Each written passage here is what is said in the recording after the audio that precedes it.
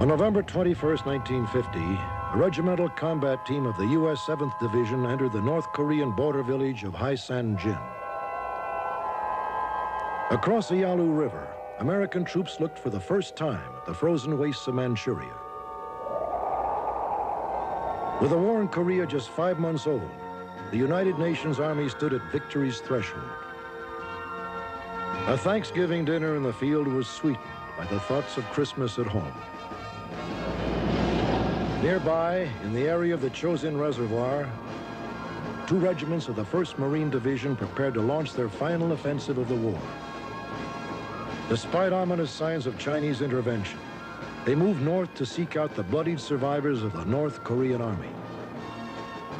Then, with bone-chilling suddenness, thousands of Chinese regulars swarmed out of the hills and attacked the Marine column. The road behind them was cut. Ahead, the frozen mountains teemed with a new enemy. The trapped Americans began a nightmarish withdrawal. With victory slipping from his grasp, Douglas MacArthur called it an entirely new war.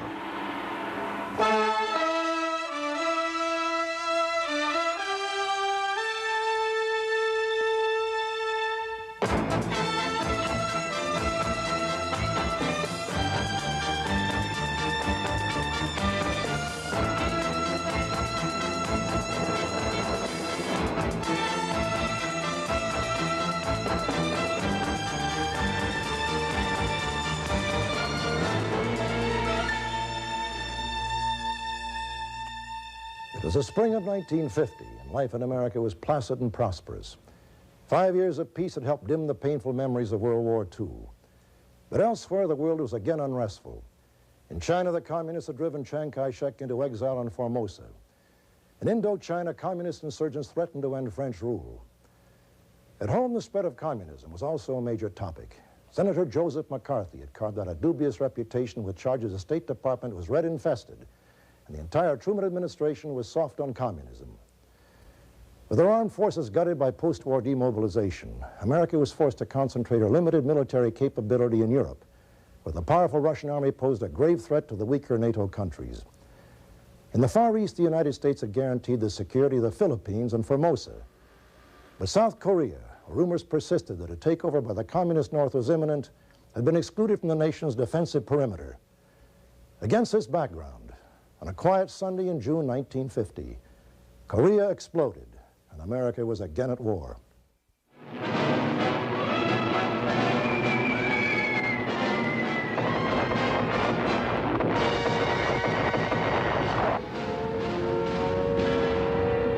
We will gain the inevitable triumph, so help us God.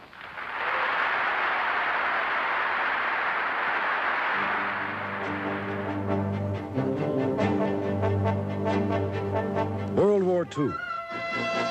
Moments of sadness. Moments of joy. For 3.5 soul-searing years, a nation's youth had struggled bravely in defense of liberty.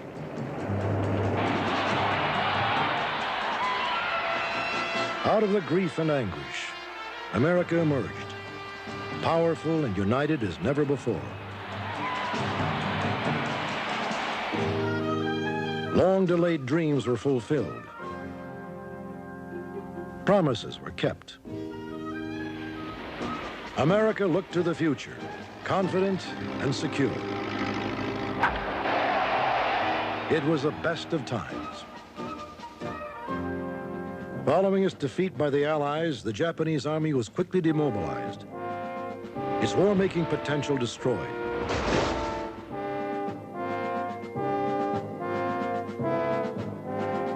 After the surrender in Tokyo Bay, General Douglas MacArthur remained in Japan to head up the American occupation and guide the post-war rehabilitation of the Japanese. Democracy was introduced. Reforms instituted.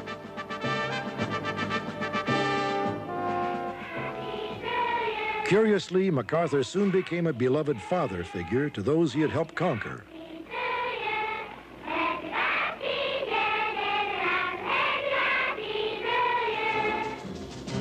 In its rush to demobilize, America's army had fallen upon hard times. Under strength, poorly trained, these weekend warriors were hardly adequate to deal with the mounting pressures of the post-war world. In Europe, the Soviets were saber-rattling. America's control of the atom bomb maintained a tenuous balance of power.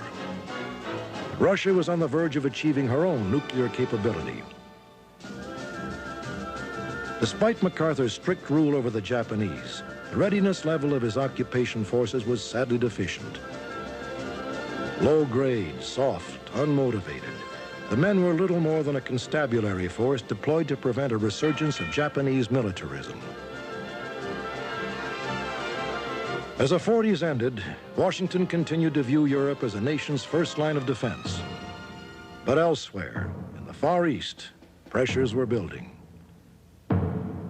Korea, a 500-mile mountainous peninsula jutting southward from Manchuria, had been a centuries-old invasion route during frequent hostilities between Russia, China, and Japan. For much of its troubled history, the small nation had been, in the words of an ancient Korean proverb, like a shrimp caught in a battle of whales. Under Japanese control, it was used at the 1945 Potsdam Conference as attractive bait to lure Russia into the Pacific War. Stalin's army had suffered obscene losses during its bitter four-year struggle with Nazi Germany.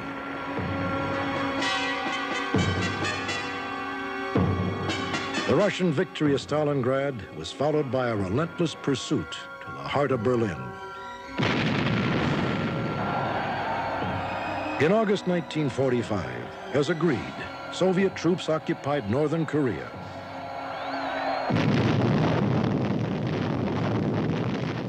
Suddenly, the war was over, and U.S. forces moved into the southern part of the country.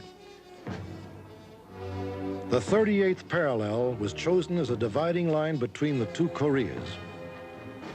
Intent upon molding a satellite state in the industrial north, the Russians selected guerrilla leader Kim Il-sung to lead a puppet government.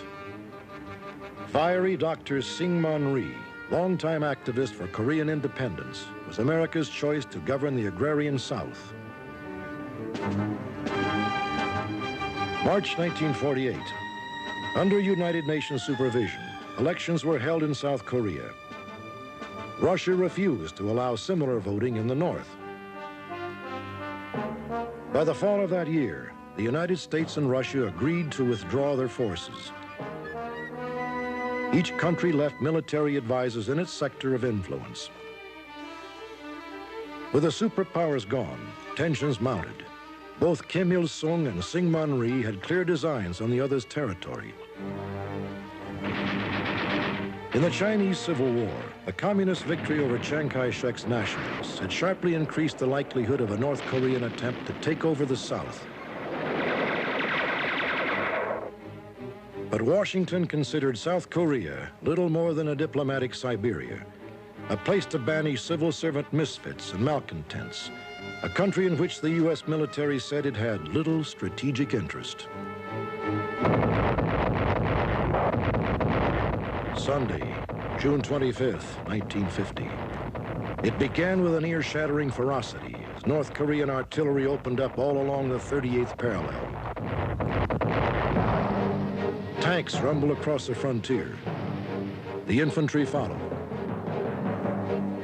South Korean border units, many of whose soldiers had been given leave to work in the rice paddies, were quickly overrun.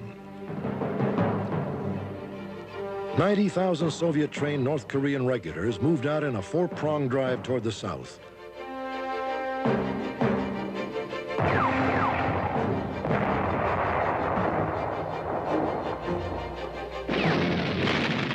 The Republic of Korea, or ROK, regiment was slaughtered by 2 North Korean divisions.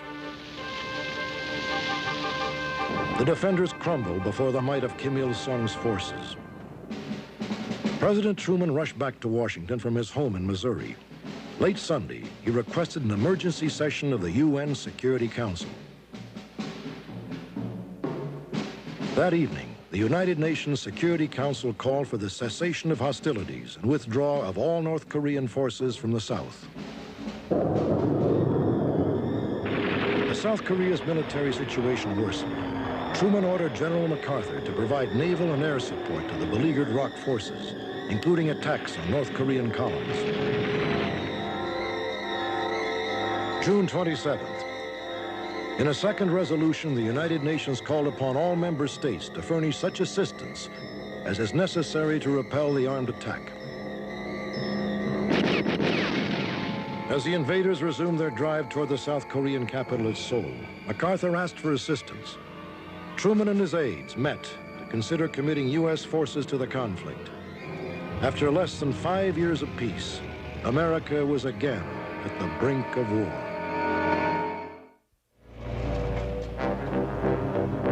The war was less than 72 hours old as North Korean assault units closed on Seoul. The capital was in turmoil. President Reda had abandoned the city and fled south. His action brought increased panic. Refugees crowded the roads. Soldier-filled military vehicles followed. The South Korean retreat had become a rout. Early on June 28th, the Han River Bridge was blown while crowded with fleeing people. Hundreds died in the tragedy. American involvement in the war escalated by the hour. Elements of the U.S. 7th Fleet steamed out of the Philippines to blockade the Korean coast and provide air support for the retreating ROK Army. Other fleet units began a tense patrol of the waters between Formosa and China, ordered to prevent contact between the opposing forces of Chiang Kai-shek and the mainland communists. Pursuant to President Truman's authorization, MacArthur ordered the Far East Air Force into action. In a maximum show of force, bombers hit rail yards at Munsan near the 38th parallel, inflicting heavy damage. For the first time, North Korean targets were locked in American bomb sites.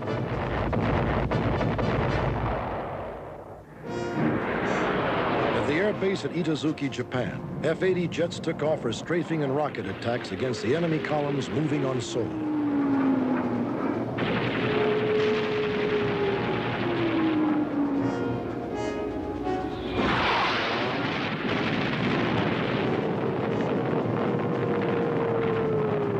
When the first Russian-built Yak fighter was shot down, Truman was delighted.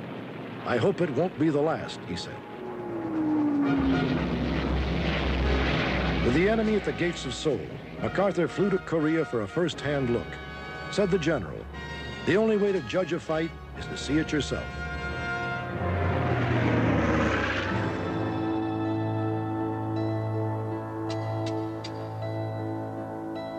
He watched the pitiful exodus from the South Korean capital.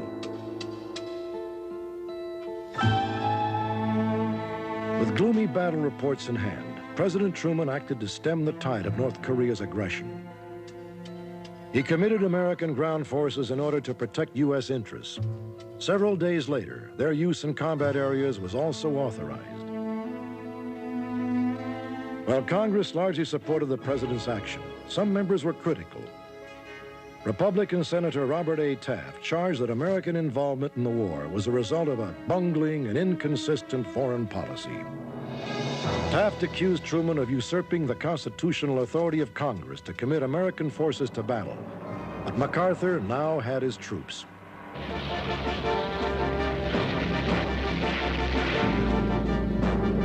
On July 2nd, 1950, a battalion of the 24th Division's 21st Regiment took off from Japan.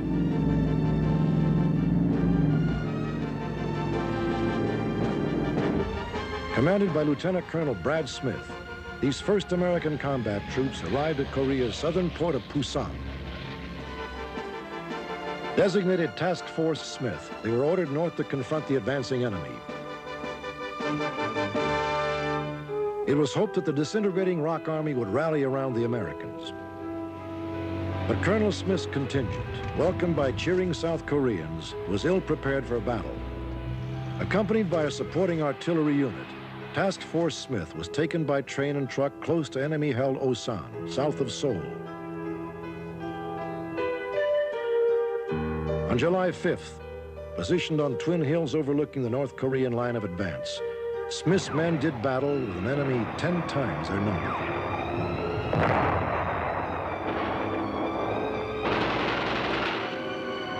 The lopsided fight was over in several hours. Enemy tanks, impervious to Smith's aging anti-tank ammunition, forced the heavily outnumbered Americans to retreat. Sometime on that fateful morning in early July, the machine gunner of Task Force Smith, whose name has been lost to history, became America's first battle death of the Korean War. The suicidal effort to stop the North Koreans had failed.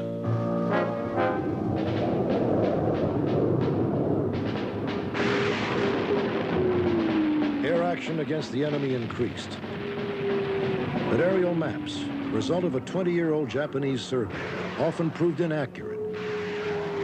Mistakes were made. Thousands of South Korean civilians and United Nations military fell victim to these misdirected air attacks. On July 7th, a Security Council resolution recommended the establishment of a unified command in Korea. The following day, at their request, President Truman announced the appointment of General Douglas MacArthur as Commander-in-Chief of the United Nations Command. President Reda placed all ROK forces under the new UN commander. The military situation worsened by the hour. MacArthur called for more troops.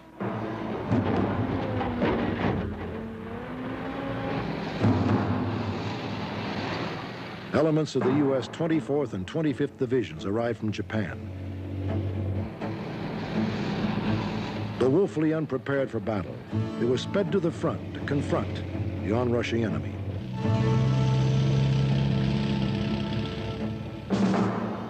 On July 13th, Lieutenant General Walton H. Walker, a tough, barrel-chested tank veteran of World War II, took field command of all UN forces in Korea. They were designated the 8th Army. As the North Korean advance moved dangerously close to the UN stronghold at Taizhan, Walker ordered his men to hold. Help was on the way.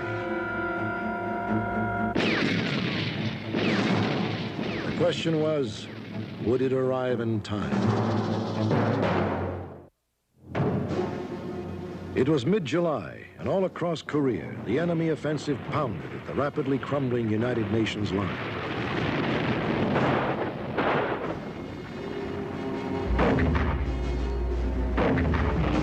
Day by day, the 8th Army was being squeezed into an ever smaller portion of the southeast.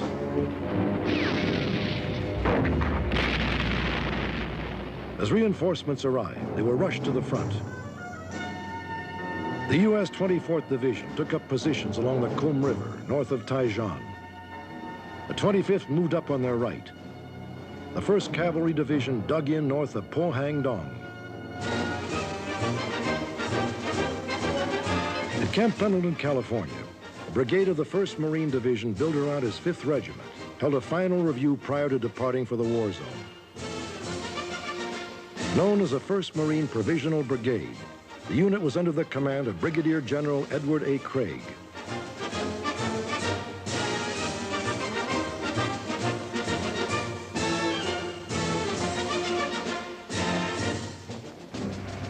Much of the brigade's equipment was pulled out of mothballed retirement. Along with the veteran 5th Marines, it was ready to be tested anew. In early July, the Marines left Pendleton and boarded ships bound for Japan.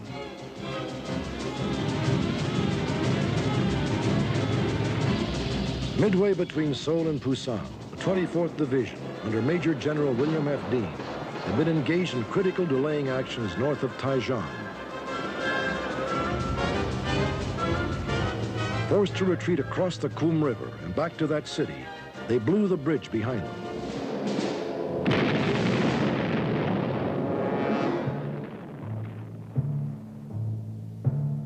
Inside Taizhan, the 24th waited for the pursuing enemy to appear. For 3 days, they struggled furiously, offering the fiercest resistance yet encountered by the North Korean army. General Dean was at the center of the fighting. But overwhelmed by superior numbers, the 24th was forced to give ground. On July 20th, Taijan fell. Dean, cut off from his troops, was captured after a 35-day effort to reach friendly lines.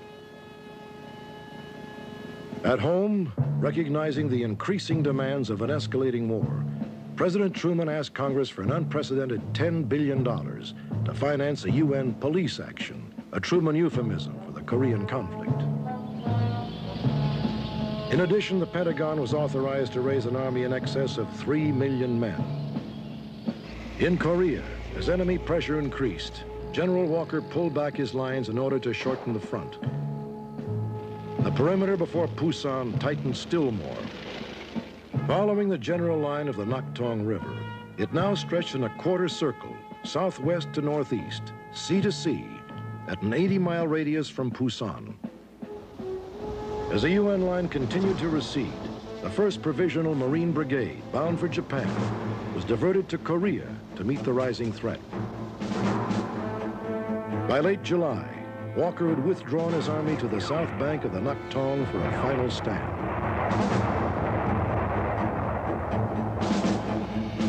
Heavy pressure soon developed at Chinju in the southwest. Only 55 miles from Pusan, its capture would threaten the entire perimeter with collapse. Walker rallied his troops. "There will be no more retreating," he said. "There will be no Dunkirk. There will be no Bataan. We are going to win." To the beleaguered GIs, the message was clear: stand or die. To meet the threat at Chinju, the 25th Division under Major General William B. Keane was rushed to the southwest to support the 24th. On August 7th, the 8th anniversary of their division's historic landing at Guadalcanal, 6,000 men of the 1st Provisional Marine Brigade, with supporting Marine air units, entered the battle. As part of Task Force Keane, they moved against the powerful North Korean 6th Division.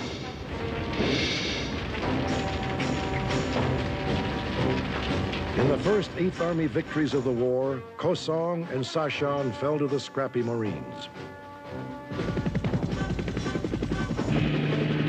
During this action, helicopters were used for the first time to evacuate wounded men from the battlefield. In another combat first, Marine aviators dropped deadly napalm in support of the ground forces.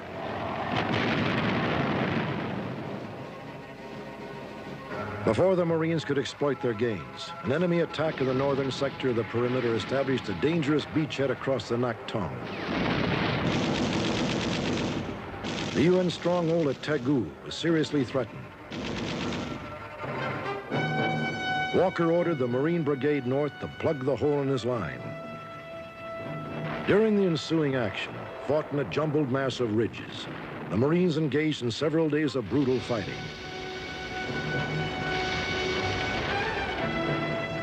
At a place called No Name Ridge, men of the brigade suffered terrible casualties while seizing the high ground.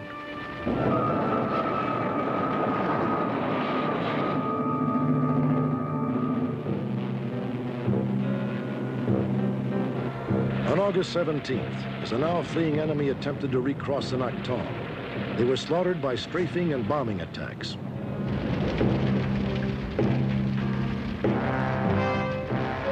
On the perimeter's eastern flank, ROK troops were driven out of Pohang-dong. Some of their units had to be evacuated by sea.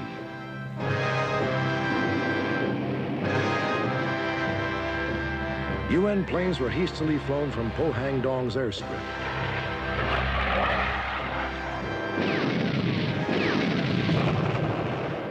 But 5 days of enemy pressure failed to take the airfield, and the North Koreans were finally driven from the city. At the same time, the strong enemy offensive aimed at Taegu was contained with the help of concentrated air attacks.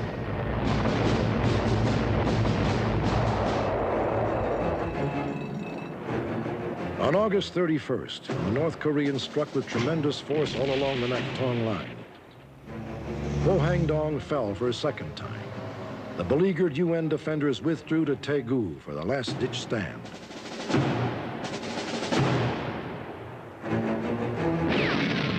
For more than a week, the 8th Army engaged in some of the hardest fighting of the war. Walker's troops held at all points. Numerous enemy beachheads across the Nakhtong were eliminated.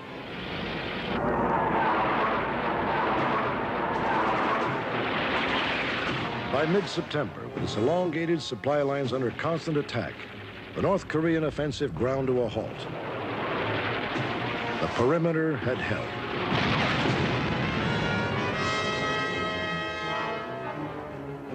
The UN's costly gamble of trading space for time had succeeded. The weary Marine Brigade was withdrawn from the line. They assembled at the port of Pusan, prepared to lead Douglas MacArthur's new, even greater gamble. One that would dramatically alter the course of the war. The UN line now stabilized in the south. Douglas MacArthur proposed a daring plan that he said would quickly end the war. North Korean supply lines were now dangerously extended. Their army was wholly dependent on supplies flowing through a critical road and rail junction at Seoul, halfway up the peninsula. MacArthur's plan: to land amphibious forces at Incheon, east of Seoul, quickly seize the capital, and cut the enemy's line of supply. Coupled with an 8th Army breakout in the south, it would trap the North Koreans between the two UN armies and end the war. The plan had its problems. The port of Incheon, accessible only through 2 narrow channels, had sweeping tides that rose and fell up to 30 feet within hours. Support ships could go aground on the thick mudflats exposed during low tide. Said one critic, make a list of amphibious don'ts, and that's Incheon. Encouraged perhaps by his stunning successes with similar operations during World War II, MacArthur persisted. No one chose to stop him. With Incheon, the war was about to enter a new and highly controversial phase.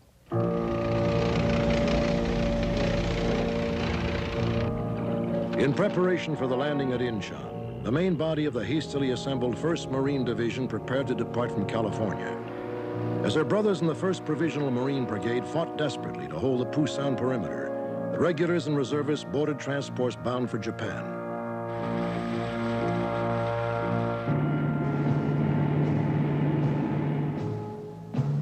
General J. Lawton Collins, Army Chief of Staff, and Admiral Forrest Sherman, Chief of Naval Operations, arrived in Tokyo to discuss a controversial Incheon plan with MacArthur. Privately, the rankled UN commander complained that Collins' visit was not so much to discuss as to dissuade. Collins proposed alternate, less risky landing sites, but MacArthur brushed aside all his objections. Selected to land behind the Marine assault regiments was Major General David Barr's 7th Infantry Division, pulled from occupation duty in Japan.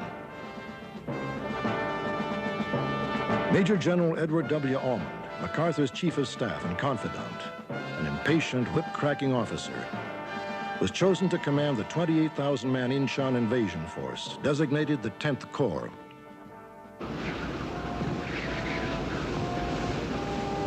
In mid-September, Admiral James Doyle's task force left Japan, carrying the 7th Division and the 1st Marine Regiment. The Marine Brigade, just released from combat duty on the perimeter, had shipped out of Pusan. On the Pusan perimeter, General Walker's 8th Army, minus the Marine Brigade, consolidated its positions in preparation for an offensive in conjunction with the landings at Incheon. Air operations against the invasion area began. The island of Wolmi-do, guarding Incheon's harbor, was a target of concentrated attacks.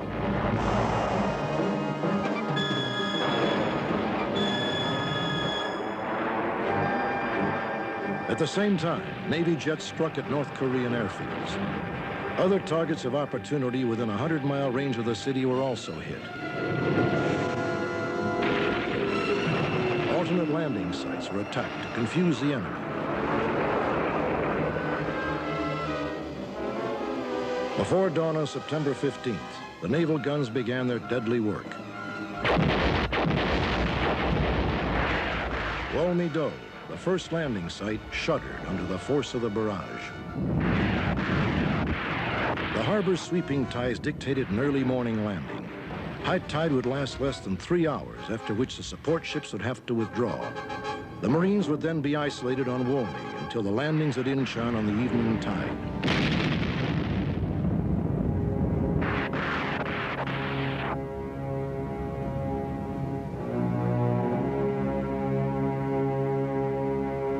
The 3rd Battalion, 5th Marines, having raced up Flying Fish Channel during the night in transports, hit the Wolmey beaches at 06:33. They encountered light, inaccurate fire. Aboard his flagship, Douglas MacArthur watched the opening moments of the invasion. Ashore, the 3rd Battalion fanned out and moved inland. 6 Pershing tanks joined the action. MacArthur saw the flag raise the top radio hill. "That's it," he said. "Let's get some coffee." Ashore, the Marines fought across Wolmey.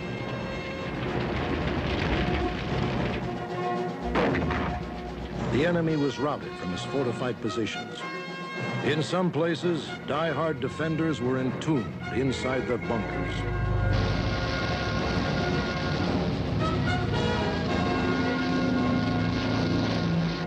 Marine fighters flew in close support of the operation, pounding the Wolmey hills with rockets and napalm. Within an hour, half of the island was in Marine hands. The long causeway leading to Incheon was blocked to prevent enemy reinforcements from moving across from the mainland. By 0800, Wolmey was secured. As the tide moved out, the support ships backed away. Taplett's Marines were alone. By late afternoon, as the tide began to rise, the 1st and 5th Marine Regiments headed for shore and the main landing at Incheon. Some of the barges had Truman's police force painted on the side. The naval barrage began, blasting the landing area and its approaches.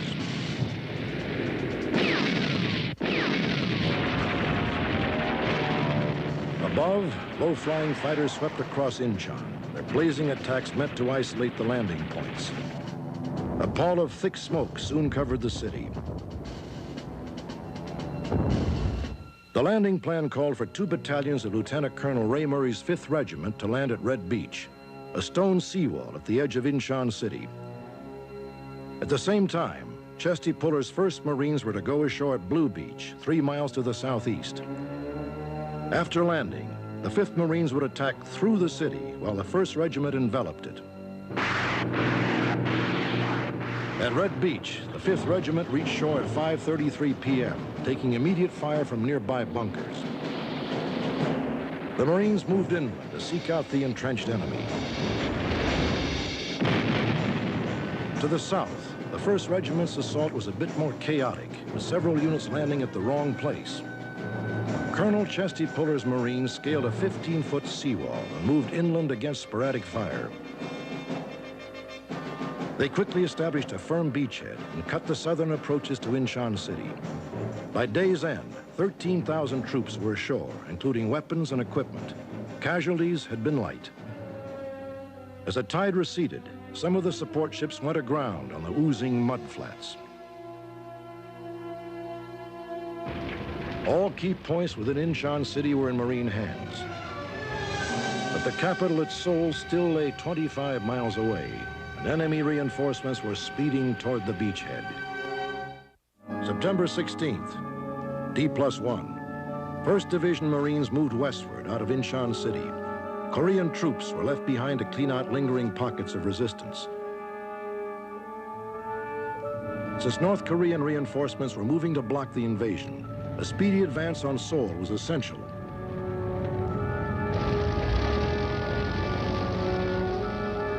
Carrier-based Marine F-4U Corsairs took off to seek out enemy targets. North Korean troop trains racing toward Incheon were destroyed by the rampaging Corsairs.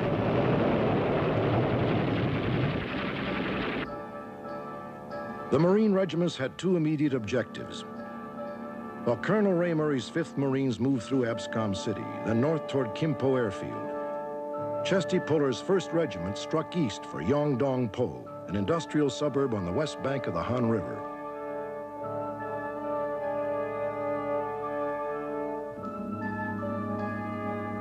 The first day's advance saw the Marines move 10 miles closer to the capital.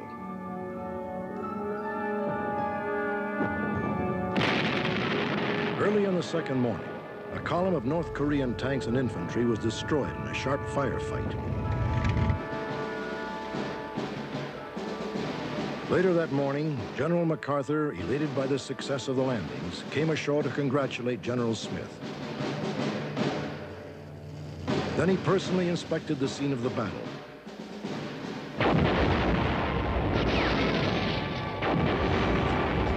Having swept through Abscom City, the 5th Marines lay siege to Kimpo Airfield.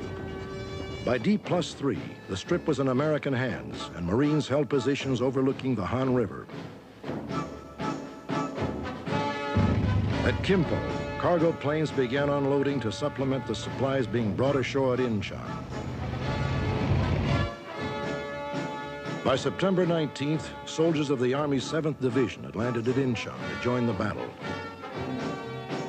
Led by Major General David Barr, they moved south towards Suwon to block the southern approaches to Seoul.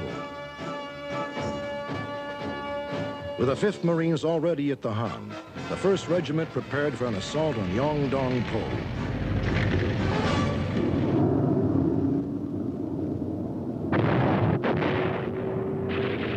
Air attack set the industrial suburb afire.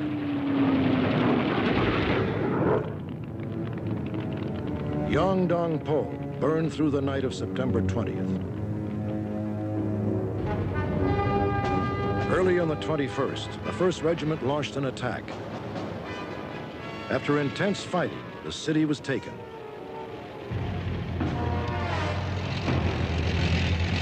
Earlier that day, after a previous attempt had failed, a company of the 5th Regiment's 3rd Battalion made a successful assault crossing of the Han. On the east bank, Hill 125, a nest of enemy resistance was cleaned out. With the high ground now secure, the remaining elements of the 5th Marines crossed the river and massed for an attack on Seoul.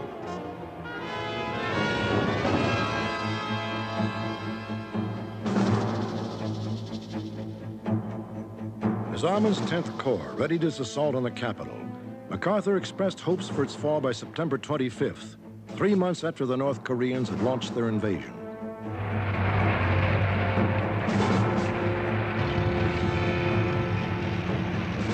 On September 22nd, the attack on the city commenced when Colonel Murray's 5th Marines began their advance from a mountainous region northwest of the capital. Enemy concentrations holding Hill 296 across the Marines' line of advance had to be dug out and eliminated.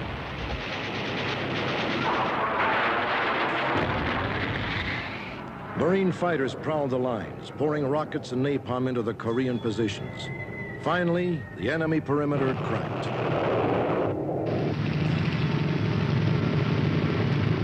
As the 5th Marine advance continued, Puller's 1st Marines moved out of Yeongdong-po and launched their own attack toward the center of Seoul.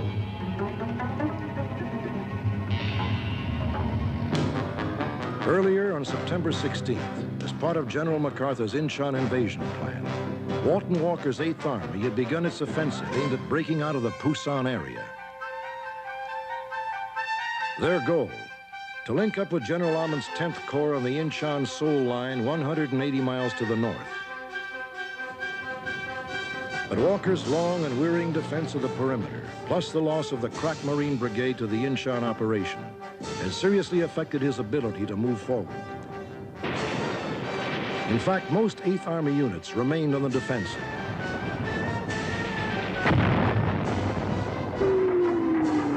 Two developments broke the stalemate. As the weather cleared, Air Force bombers began a relentless pounding of the enemy's positions. Then, as word of the Incheon landing trickled down the peninsula, North Korean troops in the line panicked. Fearful of entrapment, they hurriedly withdrew. As the enemy front disintegrated, elements of Walker's 1st Corps crossed the Naktong River and began an advance to the north.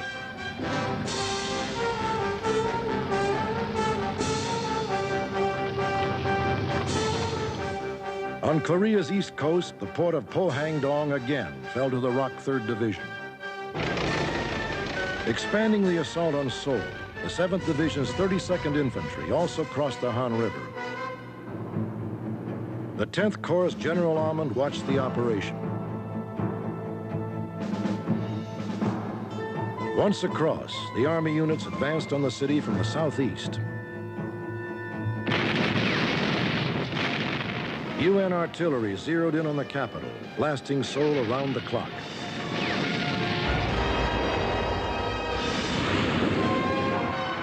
Carrier and land-based planes softened up the position. General Knowles' 10,000 defenders.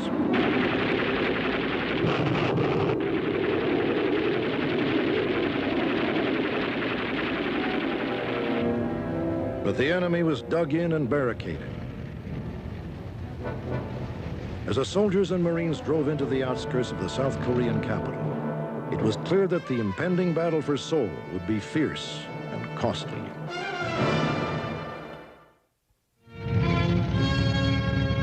It was September 24th, and 2 regiments of the 1st Marine Division slashed into the heavily fortified South Korean capital. From the beginning, General Knowles' troops resisted fanatically, machine gun, mortar, and small arms fire. While Murray's 5th Regiment drove in from the northwest, Chesty Puller's 1st Marines assaulted the city's center. In the southwest, the 7th Division's 32nd Infantry attacked alongside the 17th Rock Regiment. To the north, Colonel Homer Litzenberg's newly landed 7th Marines enveloped Seoul to block the northern escape route. General Almond pressured Marine General Oliver Smith to press his offensive, bypassing enemy strong points if necessary.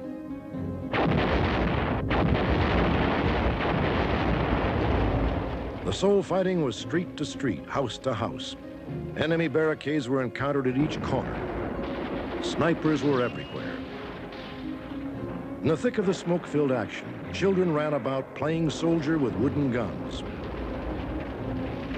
The battle raged into the 25th. Although sharp fighting continued, General Almond announced that Seoul was in UN hands. Said one correspondent, "If this city has been liberated, someone forgot to tell the North Koreans." Marine casualties were horrendous. During one 24-hour period, a company of 206 men had 176 of their number killed or wounded. Gains were measured in yards. Everywhere the enemy had to be blasted from his fortified positions. Above the charred capital, American planes swooped low to attack North Korean strongpoints, adding their thunderous voice to the agonized cries of a dying city.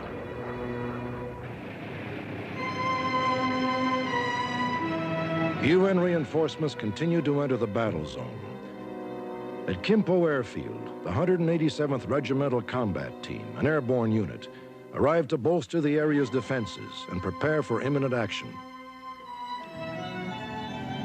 To the south, 8th Army tanks continued their pursuit of the battered North Korean forces. On the morning of September 27th, after a lightning thrust up the Korean peninsula, L Troop of the 1st Cavalry Division 7th Regiment made contact with the 7th Division's 31st Infantry above Osan. The 8th Army and the 10th Corps were now joined, trapping thousands of North Koreans in the south. In Seoul, the enemy's futile defense slowly petered out. Final pockets of resistance were eliminated. By the 28th, the blackened city was again in UN hands. Only a handful of General Knowles' forces were able to escape north. Enemy resistance in South Korea had virtually ceased to exist.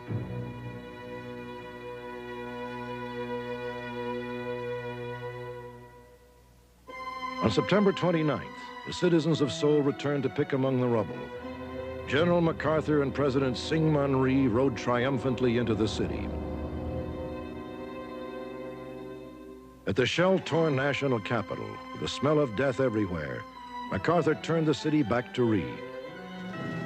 Said the tearful president, "We love you as a savior of our race." Whatever lay ahead, Incheon had been the general's finest hour. As UN forces pursued the defeated enemy northward, a MacArthur broadcast called for the North Korean army to lay down its arms.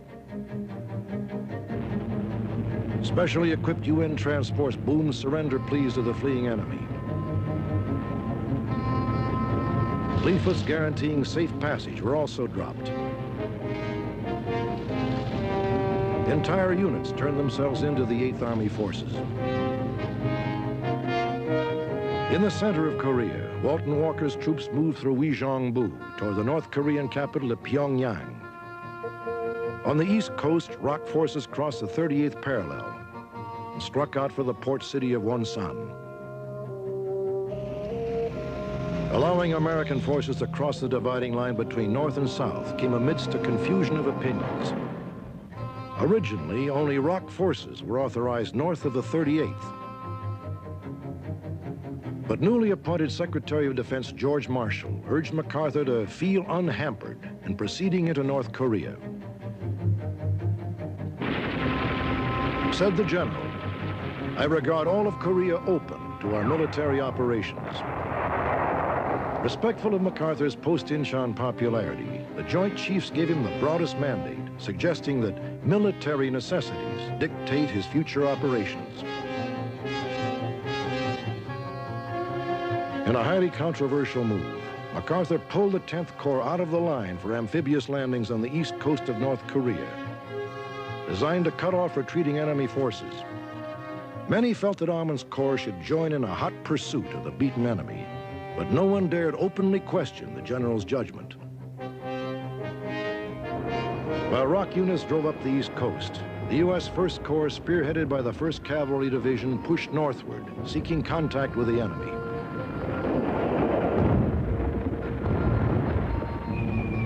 Under constant attack, Pyongyang was beyond hope.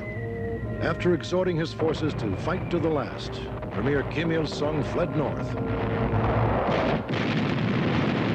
Supported by naval guns, South Korean troops entered the port of Wonsan on October 10th. 5 days later, President Truman flew to a Wake Island conference with General MacArthur. The two men now held widely differing views on the conduct of the war. A chilly atmosphere surrounded the brief talks. Truman was troubled by communist Chinese threats to enter the war in support of North Korea. But MacArthur saw little chance of any significant Chinese intervention. Optimistically, he predicted that the war would be over by Thanksgiving.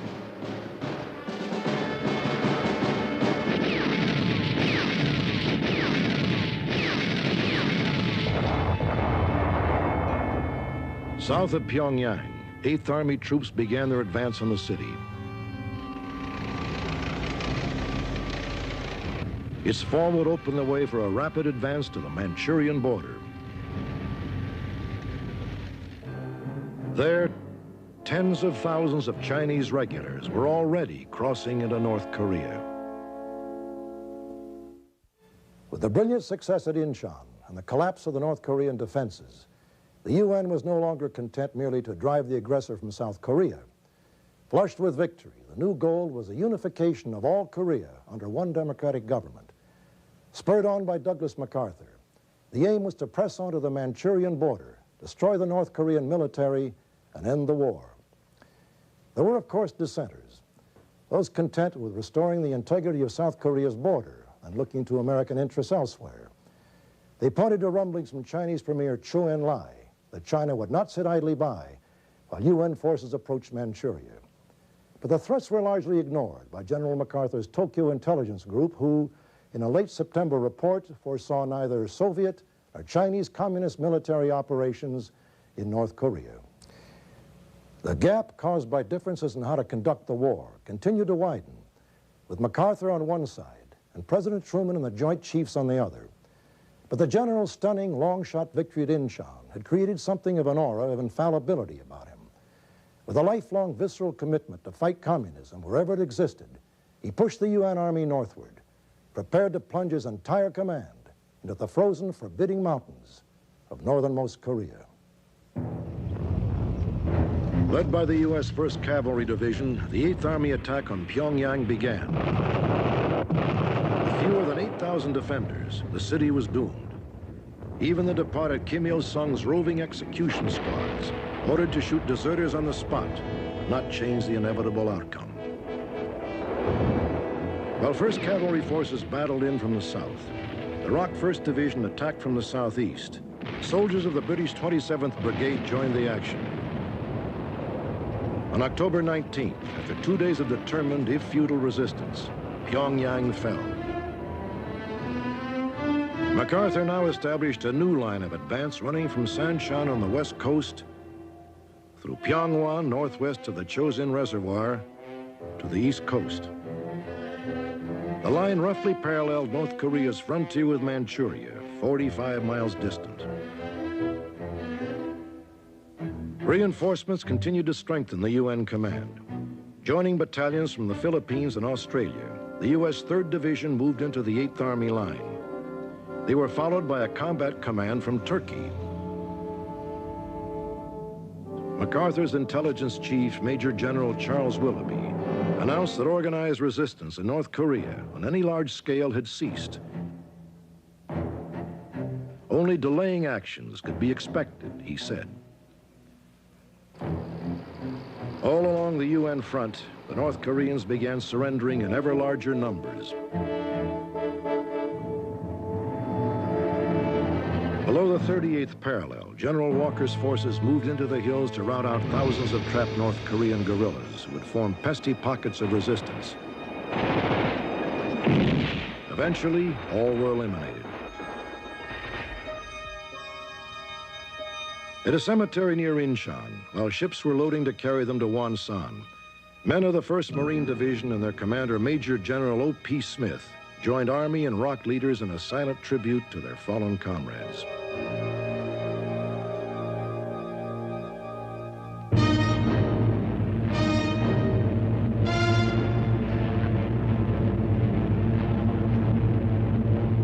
At the same time, amidst reports of North Korean mistreatment of American prisoners of war, the 187th Regimental Combat Team was dropped 30 miles north of Pyongyang to seal off the northern escape route from the city. General MacArthur watched the operation.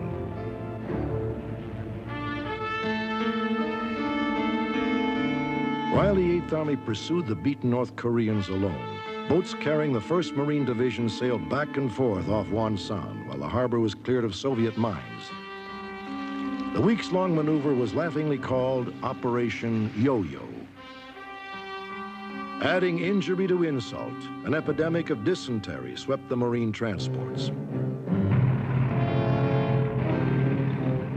Having been kept out of the war for several frustrating weeks, the Marines finally landed on October 26th to the good-natured jeers and catcalls of UN forces already holding the port.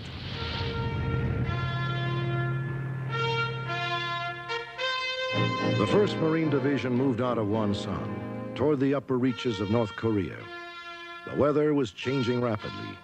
Smith's troops braced for the onset of the frigid North Korean winter. When General Barr's 7th Division went ashore at Iwan, 180 miles to the north, a port also in UN hands, MacArthur's highly criticized 10th Corps move was mercifully ended. Under orders to make a rapid advance to the Manchurian border, the Army troops left Iwan. Even as they moved north, documents were being prepared to remove all but 3rd Division forces from Korea. Supply ships bound for Busan were being diverted to Japan. Tokyo victory parades were planned. Everywhere there was a going home optimism. Washington staff officers noted with deep concern the Taebaek mountain range separating the 8th Army and 10th Corps. Peaks soaring as high as 7,400 feet allowed for no communication between the two commands. In the event of trouble, one group could not come to the aid of the other. Despite the obvious danger, MacArthur sent his forces climbing towards Manchuria. While the 8th Army advanced up the west coast of North Korea, Smith's Marines moved into the tortuous mountains towards Udamni on the west bank of the Chosin Reservoir. Barr's 7th Division advanced along the reservoir's east bank in the general direction of Haisanjin.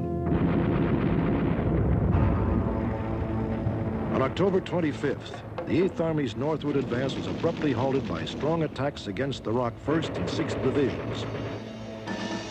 After several days of hard fighting, they were forced back to the Chong River. Then, on October 29th, units of General Barr's 7th Division also came under attack by powerful forces concealed near the Chosin Reservoir. During these actions, the first Chinese prisoners were taken. They reported that their forces were already in North Korea in great strength. But MacArthur's Tokyo Intelligence Office continued to dismiss the reports. With his right flank exposed by the rock collapse to the east, fearful of entrapment, General Walker began pulling back. The 8th Army's 2-month advance had ended. On November 1st, in the area of Shudong, the 7th Marine Regiment also encountered Chinese opposition.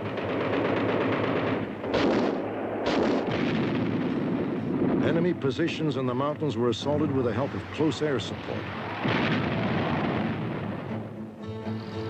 When the advance resumed, heavy fighting continued, but superior Marine firepower prevented an enemy breakthrough. The following day, as the wary Marines climbed the mountain road towards Kotori, the Chinese suddenly broke off contact. All along the front, an eerie silence descended. Had the Chinese attacks merely been a warning to stay away from the Yalu border? Why had they so mysteriously disappeared? And for how long? It was Thanksgiving Day, 1950. The battlefront lull was 2 weeks old. It would end in 24 hours with the launching of a UN offensive that Douglas MacArthur said would end the war.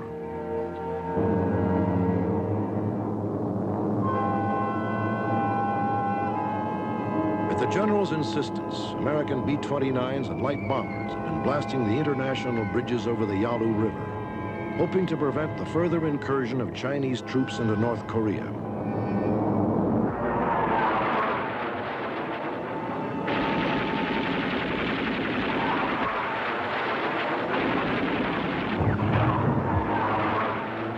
MiG-15 fighters attacked the UN planes at will, then fled into the sanctuary of Manchuria. Hot pursuit had been denied the UN pilots by an administration determined to confine the war to Korea. On November 24th, General MacArthur flew to the front to watch the beginning of his offensive. "Tell the boys for me that when they reach the Yalu, they're going home," he said. While there was talk in Washington of stopping short of the border to assure the Chinese that no threat against Manchuria was intended, neither Truman nor the Joint Chiefs took any action to restrain their determined UN commander.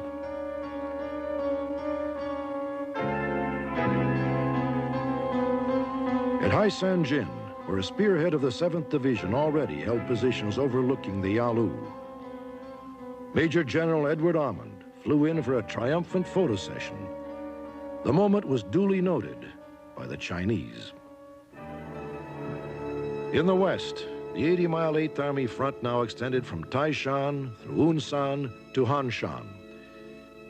In the 10th Corps area, the 1st Marine Division occupied positions running along the main supply route from Chinhung-ni to Udam-ni on the western side of the Chosin Reservoir.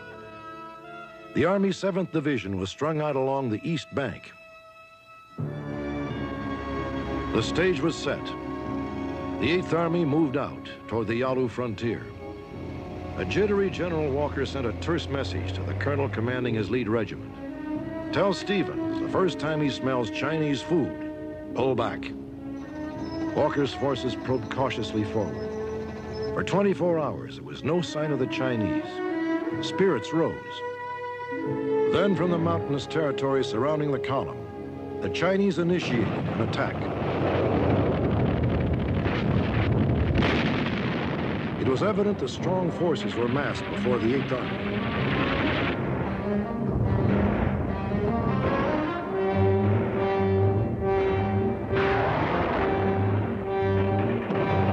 The fighting was intense. Gradually, Walker's forces were pushed back across the Hongchong River. The battle-weary U.S. 2nd Division moved forward to fight a delaying action, while the retreating 8th Army regrouped around Pyongyang. During subsequent intense combat, they suffered staggering losses. Pitiful thousands of North Korean refugees choked the roads leading south. Old people, women, children, most carrying their pathetic belongings, intermixed with the troops, trucks and tanks of Walker's withdrawing army. All along the route of retreat, heartbreaking scenes of human despair were replayed over and over. In the 10th Corps area, the 5th and 7th Regiments, spearhead of the 1st Marine Division, prepared to launch their own offensive. General Smith, with men strung out for 35 miles along the narrow, difficult-to-defend main supply route, felt his division was out on a limb. On the morning of November 27th, the 2nd Battalion of Colonel Ray Murray's 5th Regiment moved out of Udamni.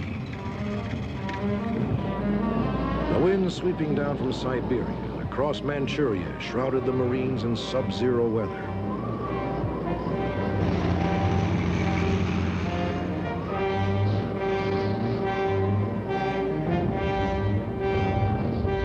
Within a mile, the battalion encountered heavy fire from the hills.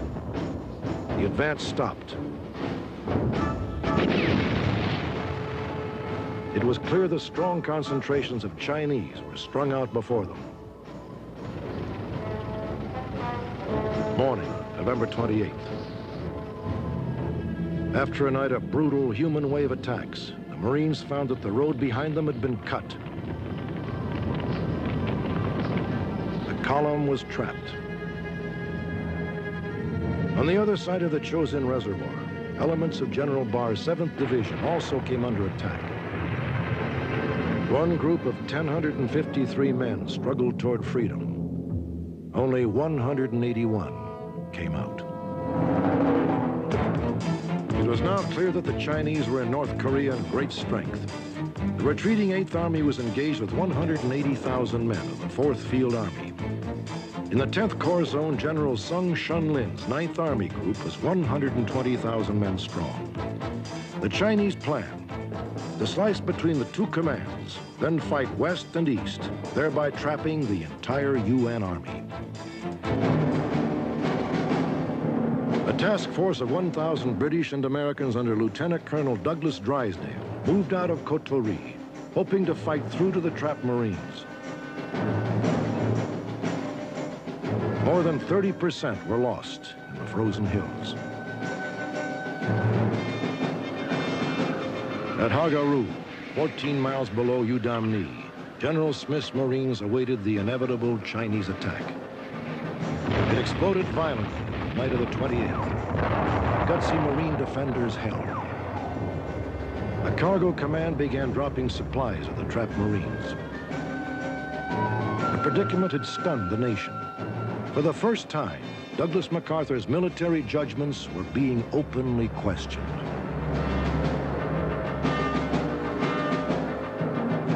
While the Marines held the key towns at Udamni, Hagaru, Kotori, and Shinhonni, the Chinese had cut the main supply route in many places. There was only one choice possible: the withdrawal of the entire 10th Corps to the port of Hungnam, 78 miles south.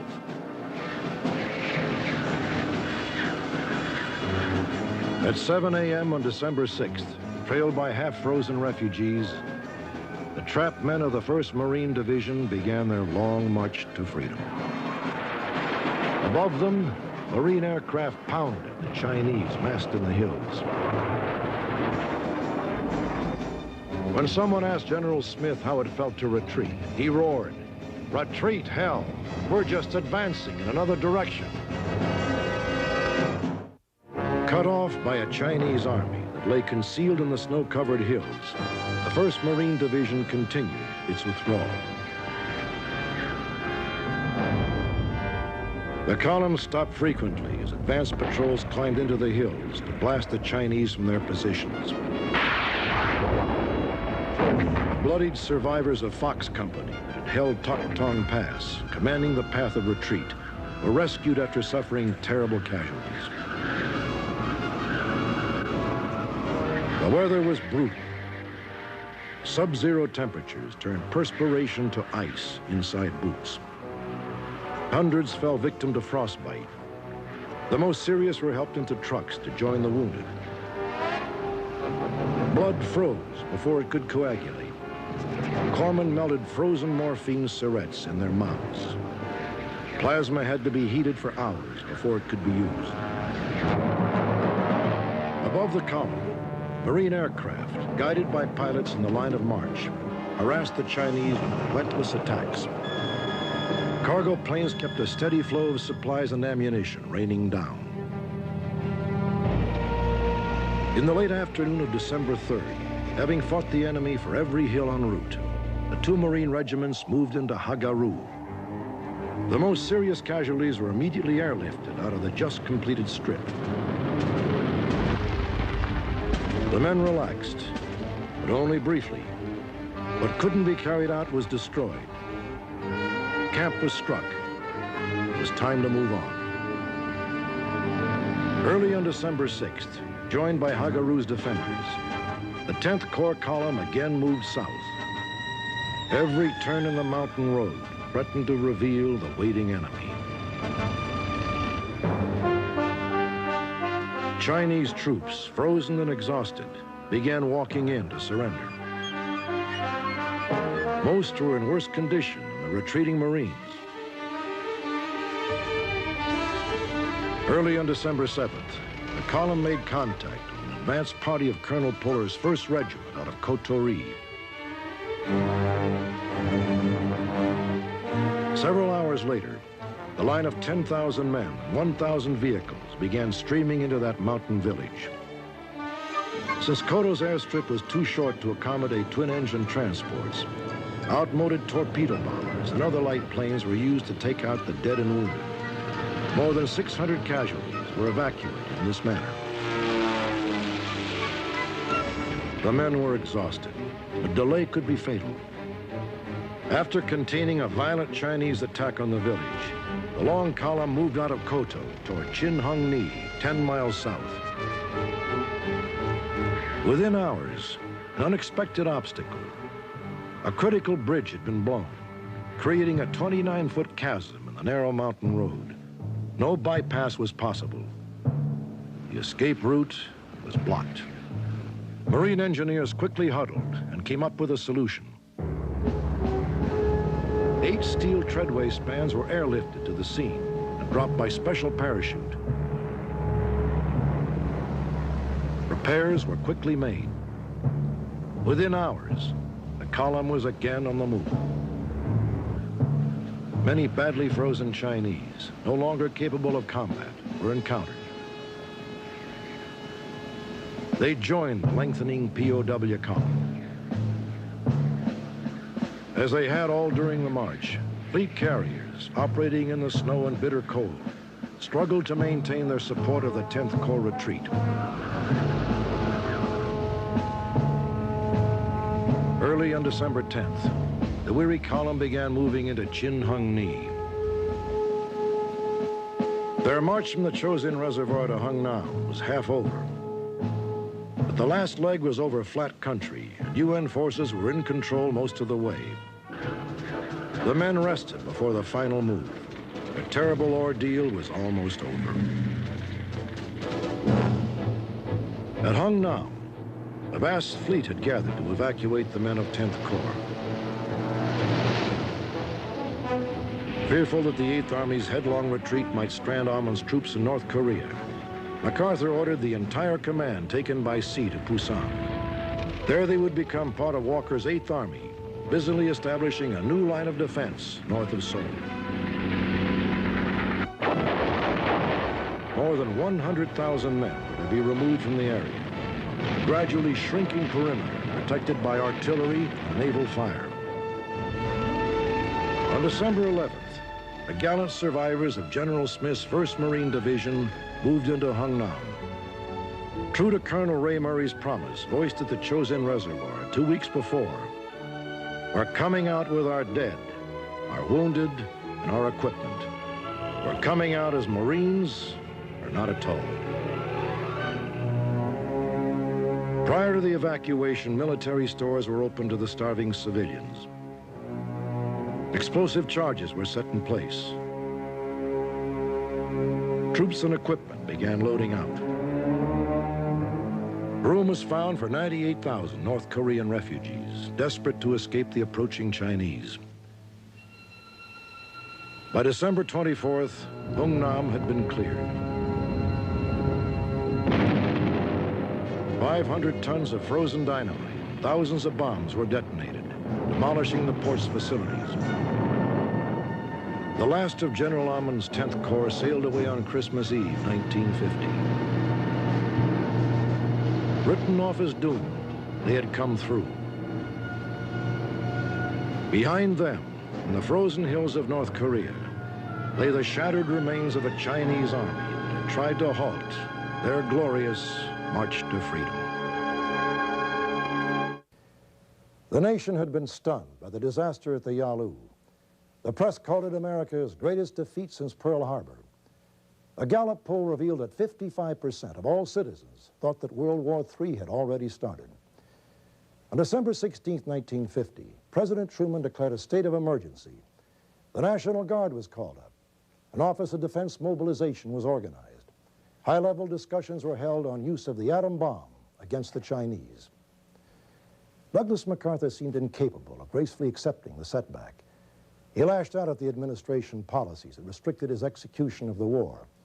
He demanded the bombing of Manchuria, a blockade of China, and the use of nationalist Chinese troops in Korea. Outraged by the general's public outcries, President Truman issued a directive forbidding overseas officials, including military commanders, from making foreign policy statements without first clearing them with the State Department.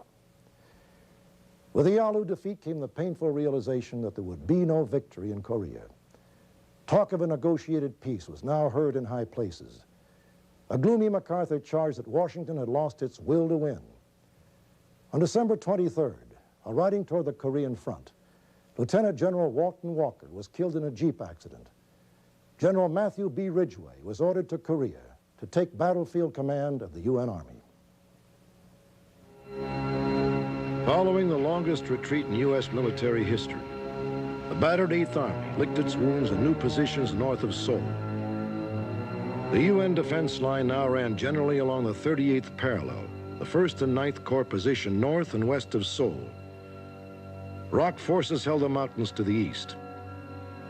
In the south, the 10th Corps, now part of the 8th Army, was busily reorganizing near Pusan. On December 30th, Lieutenant General Matthew B. Ridgway arrived in Korea. The pugnacious, by-the-book combat veteran of World War II, who had led the celebrated 82nd Airborne Division on D-Day, took over the UN Field Command. Unlike the late General Walker, the 55-year-old Ridgway had his commander's complete confidence. "Matt, the 8th Army is yours," MacArthur told him. "Do what you think is best." Troop morale was Ridgway's immediate concern. After its stinging Yalu defeat, the 8th Army was badly demoralized. The general set about restoring confidence, rebuilding an aggressive fighting spirit.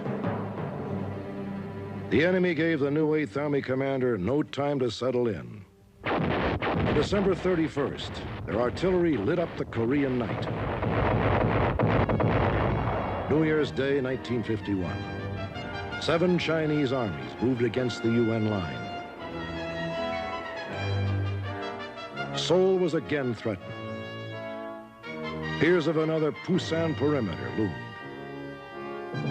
Enemy crossings of the river east and west of the capital forced Ridgway to abandon the city. He ordered a retreat to the south bank of the Han.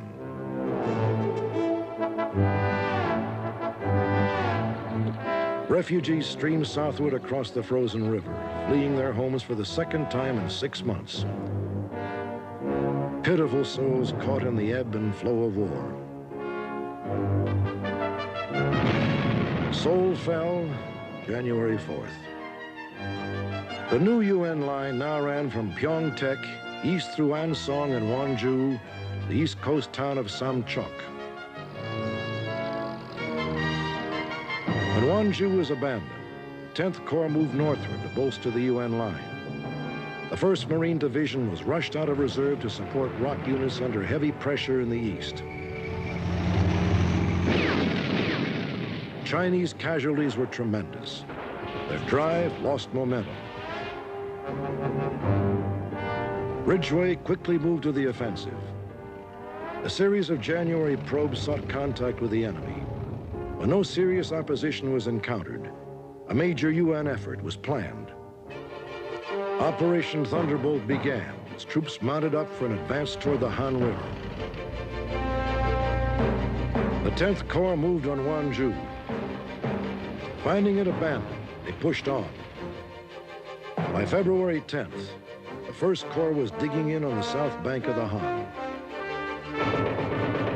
After a 48-hour Chinese drive was contained, the initiative again passed to the 8th Army. Ridgway pressed his advantage. On February 21st, he began his attack on Seoul.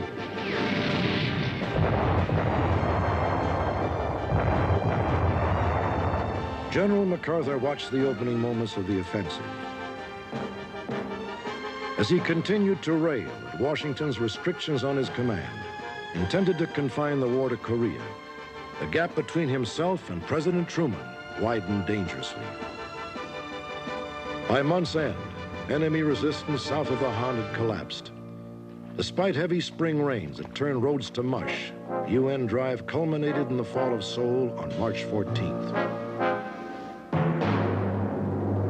By the end of March, the victorious 8th Army stood essentially along the 38th parallel at a line designated Idaho. By the first week in April, a further advance took them to the Kansas line, which ran along commanding ground just north of the parallel. Douglas MacArthur's festering differences with Harry Truman came to a sudden dramatic conclusion.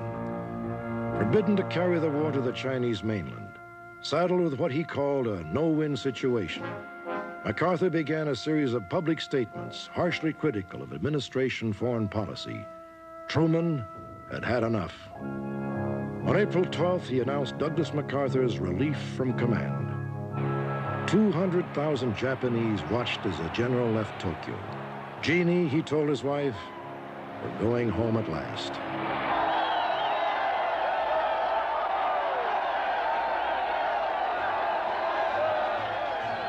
The tumultuous welcome in San Francisco was indicative of weeks of public adulation that lay ahead. Americans swarmed about the MacArthur family, an emotional outpouring of love and gratitude. New York's ticker tape parade outdid those for past heroes, Lindbergh, Eisenhower. Oust President Truman signs were seen. Impeachment rumblings were heard in the Congress. But the belated thank yous seemed to lose sight of the bitter circumstances that had led to MacArthur's dismissal. Washington's greeting was a culmination of the hero's return. The crowning moment, a televised speech before a joint meeting of Congress in which MacArthur sought to justify his military decisions in Korea, while vigorously denying he had ever been insubordinate to his commander-in-chief. For America, it was an emotional farewell to a distinguished old soldier. I now close my military career and just fade away. An old soldier who tried to do his duty as God gave him the light to see that duty. Goodbye.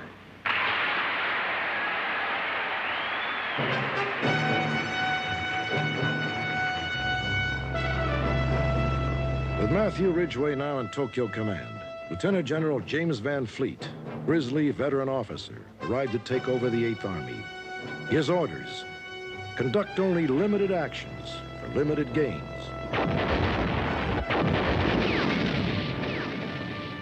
On April 22nd, the Chinese greeted Van Fleet with the opening of their spring offensive.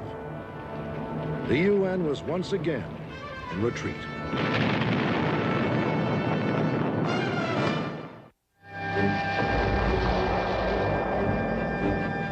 Chinese spring offensive rolled forward, UN aircraft joined the battle.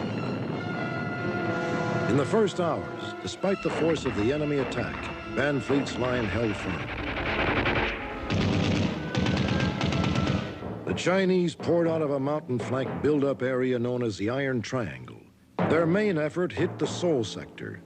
Secondary thrusts were aimed at Yanshan in the center and Inji in the east. When ROC units in the central sector broke in confusion, Van Fleet ordered a series of withdrawals that ended at the Hongchong River. Within a week, the enemy was only 4 miles from Seoul. A new UN defensive position was established, designated the No-Name Line.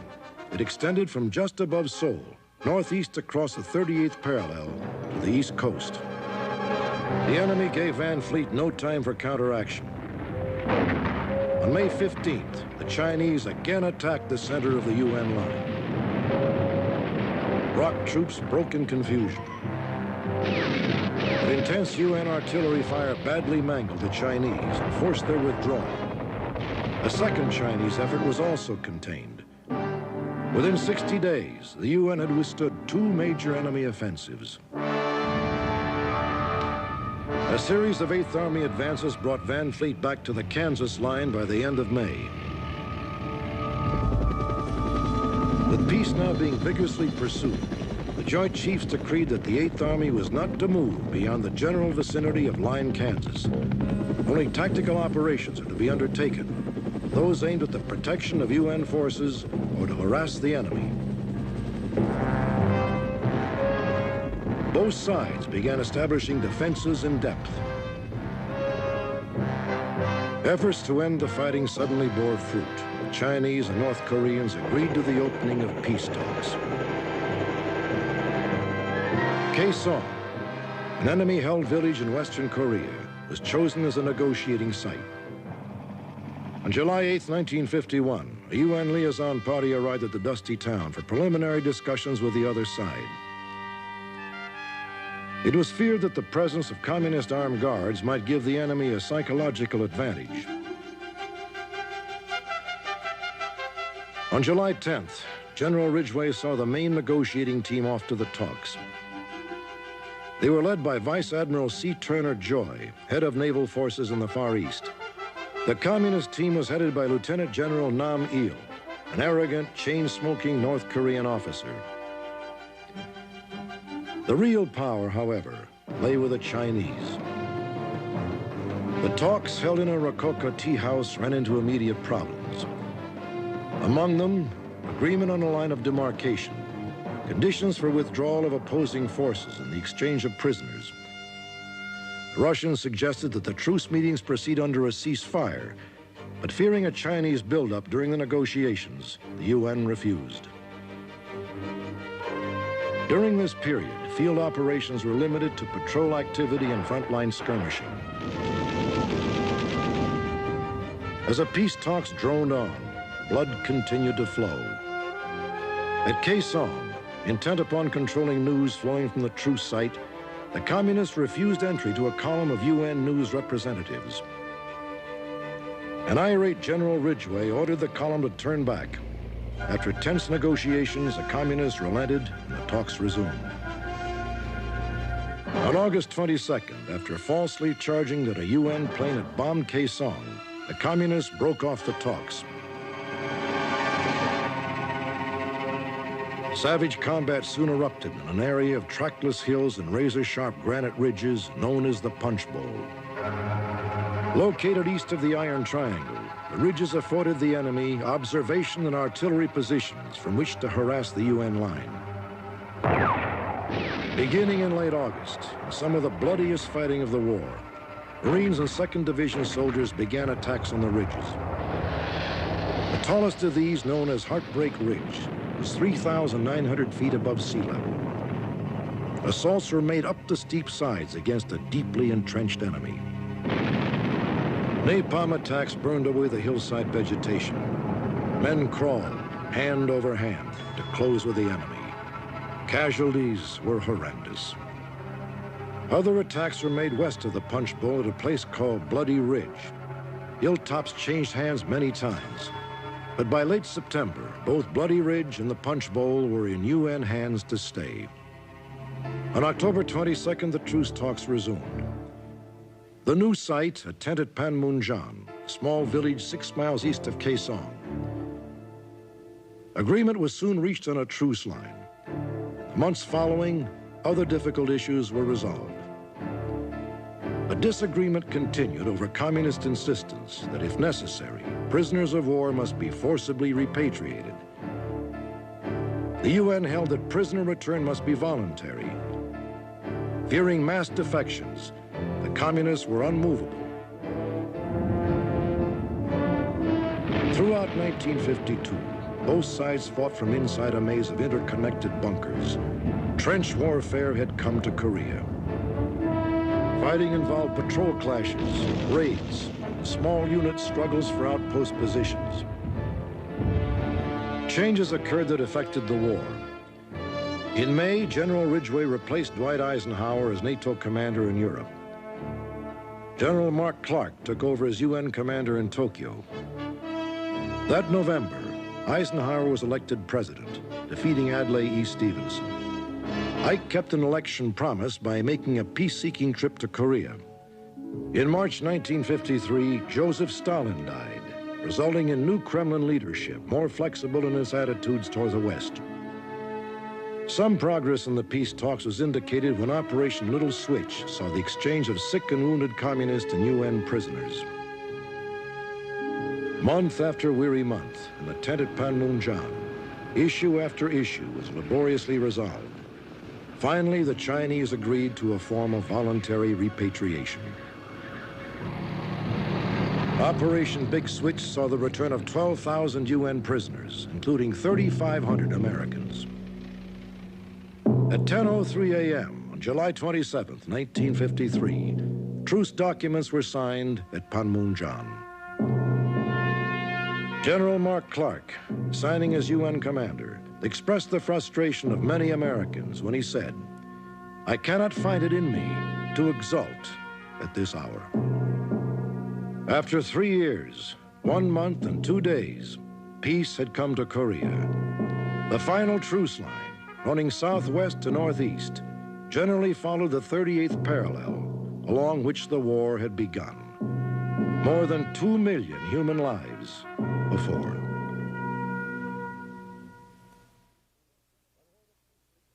When word of peace reached the United States, there were no celebrations or cheering crowds. Most Americans accepted the news with relief, happy that the long ordeal was over. One critic called the truce the last tribute to appeasement. General Omar Bradley would later characterize the conflict as the wrong war, in the wrong place, at the wrong time, with the wrong enemy. But for many, America's stand in Korea was a turning point in the world's struggle against communism. The United Nations Charter had withstood its first test. An aggressor nation had been rebuffed, and the borders of an aggrieved democracy restored. Proper restraint had prevented the conflict from deteriorating into a global nuclear war. Unfortunately, after the disaster at the Yalu, the end was sadly predictable. As a long stalemate continued, most Americans returned to their daily routine, hardly aware that men were still bleeding and dying on remote Korean hilltops. When it finally ended, with 35,000 Americans dead and over 100,000 wounded, this war without victory was quickly forgotten. Remembered or not, it was a conflict that saw free nations join together for the first time to repel aggression. And it saw the beginning of a buildup of American arms, one that forged a military capability that remains a bulwark of freedom in a troubled and uncertain world. Reasons enough, perhaps, for America's forgotten war to be long remembered. I'm Robert Stack.